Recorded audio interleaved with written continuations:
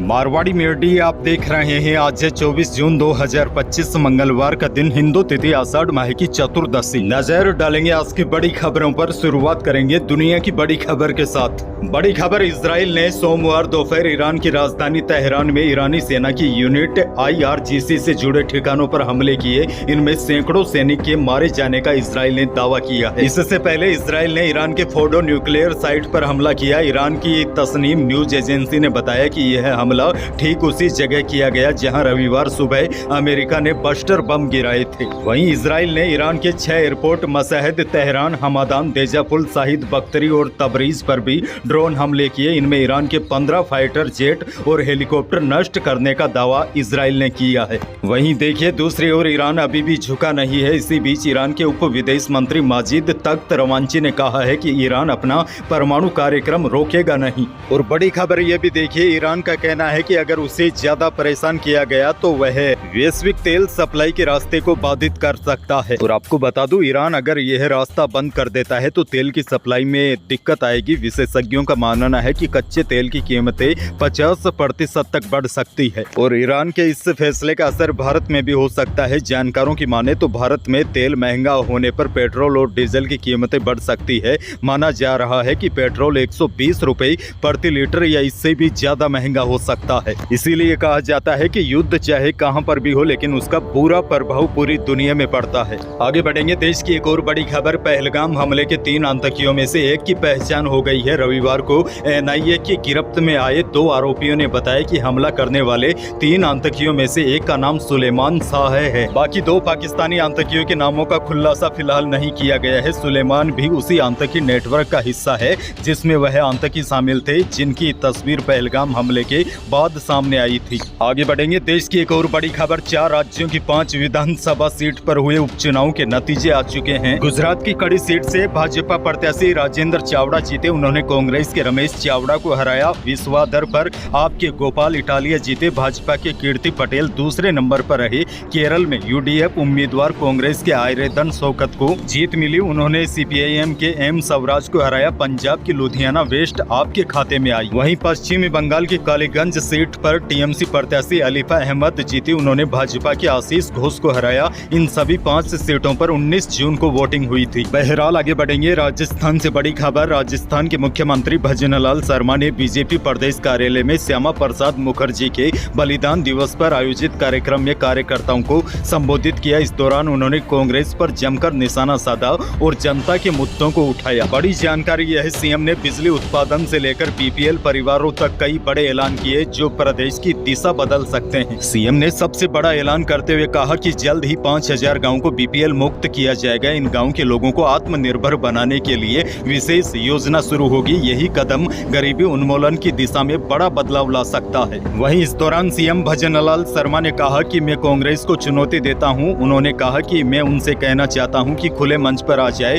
उनके 5 साल के हिसाब से हमारे 1.5 साल का हिसाब ऊपर न चला जाए तो मुझे बता दीजिएगा। CM ने कहा कि हम युवा के दर्द को समझते हैं। CM बोले, राजस्थान देश का सबसे बड़ा प्रदेश है। मैं कांग्रेस से कहना चाहता हूं कि राजस्थान के युवा किसान मजदूर के लिए आज काम करने की आवश्यकता है, घर में बैठने की आवश्यकता नहीं है। आगे बढ़ेंगे, जैसलमेर से बड़ी खबर, पोखरण में विधायक महंत प्रतापपुरी की फोटो सोशल मीडिया पर शेयर कर अमर्यादित टिप्पणी करने को लेकर कस्बे में तनाव का माहौल बन गया है। आरोपी की गिरफ्तारी के बाद कार्रवाई का विरोध करने पोखरण थाने लोगों ने पुलिस पर पथराव कर दिया। पुलिस ने लाठी चार्ज कर भीड़ को खदेड़ा। वहीं उत्पाद मचाने के आरोप में सरपंच पति समेत 13 लोगों को गिरफ्तार किया है। दरअसल हुआ कुछ यूं था, 21 जून को पोखरण में आयोजित राज्य स्तरीय अंतर्राष्ट्रीय योग दिवस कार्यक्रम की तस्वीरें सोशल मीडिया पर अपलोड की गई थी। इनमें विधायक महंत प्रतापपुरी की तस्वीरें भी शामिल थी जिन पर कुछ असामाजिक तत्वों ने अमर्यादित टिप्पणियां की थी। मामले की शिकायत मिलने के बाद पोखरण पुलिस ने पोखरण कस्बे में गोमट निवासी रफीक को रविवार रात करीब 9 बजे गिरफ्तार किया। इस कार्रवाई का विरोध करने के लिए रात करीब 10:30 बजे गोमट गांव के सरपंच पति फिरोज खान लगभग 60 लोगों के साथ पोखरण थाने पहुंचा और पुलिस द्वारा समझाइश के बावजूद भी वह नहीं माना और थाने पर पथराव शुरू कर दिया। अब बताया जा रहा है राजकार्य में बाधा और उत्पात मचाने के मामले में 13 लोगों को गिरफ्तार किया है। आगे बढ़ेंगे, एक और बड़ी खबर, कल प्रदेश में 2 बड़े हादसे हो गए। पहला हादसा बाड़मेर के नेशनल हाईवे 68 पर हुआ। ट्रेलर और टेम्पो के बीच भीषण भिड़ंत हो गई। हादसे में टेम्पो सवार 2 चचेरे भाइयों समेत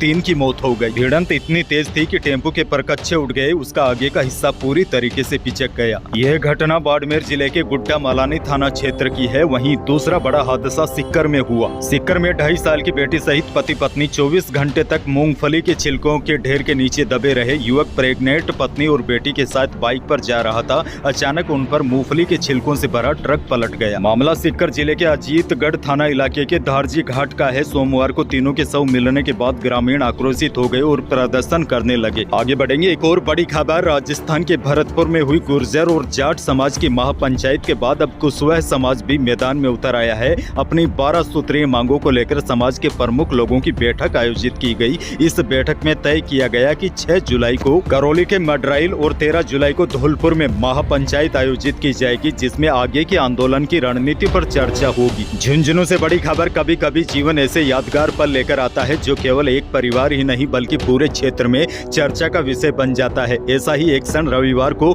जिला अस्पताल में देखने को मिला, जब झुंझुनू निवासी 32 वर्षीय महिला सुनीता ने एक साथ 3 बच्चों को जन्म दिया। नॉर्मल डिलीवरी के जरिए हुए इस प्रसव में 2 बेटियां और 1 बेटा जन्मे। पहले से 4 बेटियां की मां सुनीता के लिए यह प्रसव किसी चमत्कार से कम नहीं है। आगे बढ़ेंगे। बूंदी से बड़ी खबर, बसोली रामपुरिया गांव में सोमवार को लेपर्ड आ गया। महावीर गुर्जर ने दोपहर 12 बजे फूल सागर की ओर से लेपर्ड आते देखा। लेपर्ड को देखकर एक बार तो गांव में अफरा तफरी मच गई, लेकिन बाद में जब लोगों को यह पता चला कि लेपर्ड घायल है तो उसके साथ छेड़खानी शुरू कर दी और कई लोगों ने उसके साथ सेल्फी लेने की भी कोशिश की। हालांकि बाद में कुछ समझदार लोगों ने वन विभाग को इसकी सूचना दी। वन विभाग की टीम अपने कब्जे में लेकर लेपर्ड का इलाज शुरू कर दिया है। आगे बढ़ेंगे। एक और बड़ी खबर, पूर्व मुख्यमंत्री अशोक गहलोत ने इजराइल और ईरान युद्ध को लेकर भारत की विदेश नीति पर सवाल उठाते हुए मोदी सरकार पर निशाना साधा। गहलोत ने कहा, पूरी दुनिया भारत की तरफ उम्मीद की नजरों से देख रही है, लेकिन हमारा रुख स्पष्ट नहीं है। यह देश का दुर्भाग्य है।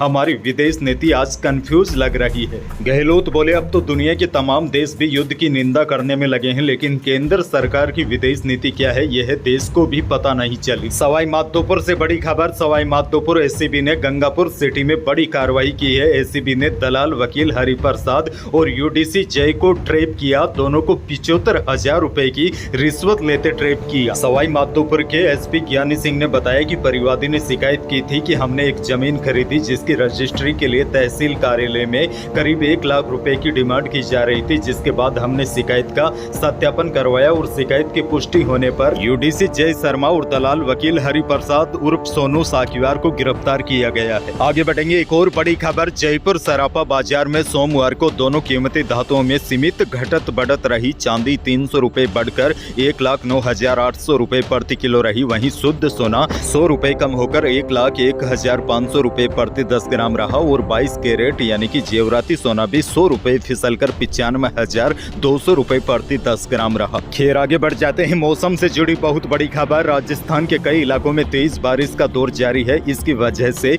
नदी नाले उफान पर है। सोमवार को कई इलाकों में 1 से लेकर 7 इंच तक बारिश हुई। कई जगहों पर सड़कों पर 1.5 से 3 फीट तक पानी भर गया, जिससे लोगों की आवाजाही प्रभावित रही। मौसम विभाग ने आज मंगलवार को भी 5 जिलों के लिए भारी बारिश और 24 जिलों में हल्की से लेकर मध्यम दर्जे की बारिश की संभावना जताई है। अच्छा, बड़ी खबर यह भी दे दूं, चूरू में सोमवार को तेज बारिश के कारण एक हवेली का छज्जा गिर गया। हादसे में 60 साल के एक बुजुर्ग की मौत हो गई, वहीं 6 घायल हो गए। और आज मंगलवार को मौसम विभाग ने टोंक, सवाई माधोपुर, करौली, बूंदी और बारां में भारी बारिश की चेतावनी जारी की है। वहीं आज पश्चिमी राजस्थान की बीकानेर, चूरू, गंगानगर, हनुमानगढ़, नागौर, अजमेर यहाँ पर हल्की से लेकर मध्यम दर्जे की बारिश की संभावना जताई गई। वैसे पश्चिमी राजस्थान के कुछ जिलों को छोड़ दे तो प्रदेश के अधिकांश भागों में आज बारिश होने की संभावना है।